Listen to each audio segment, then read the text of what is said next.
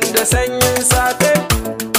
Wa alaika salam lalle ashe dai kana ƙaunata.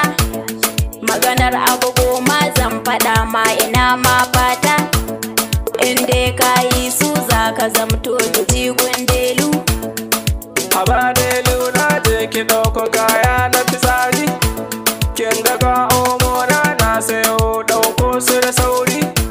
Kin ga na kosa ma delu zo ki ɗauko su da sauri. Magani na fitsari na yanzu za ka je fa ka nemo. An yi min magunguna da dama fa har an komo.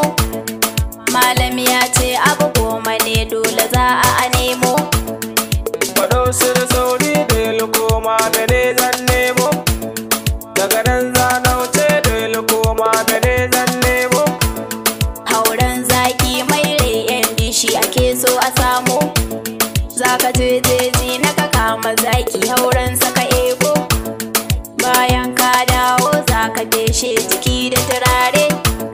Za ka kai hauren zaki cikin birtani na zuma ne. Za ka sa hauren zakin rike shi to har sati biyu.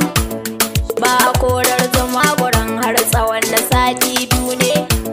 Ga ka take delu ban ji mi kika ce ba. Kin gaban karya ba.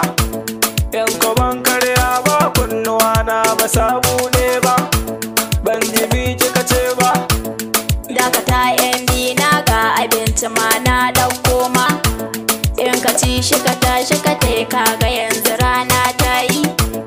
Yanzu zaki na can nasa nema yana ta bulayi. Baba na yayi hannun cin abinci in ba gida ba. Delu ni na koma an jima zan dawo.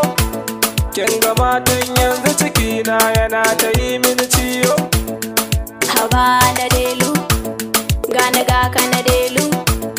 Dawo na delu.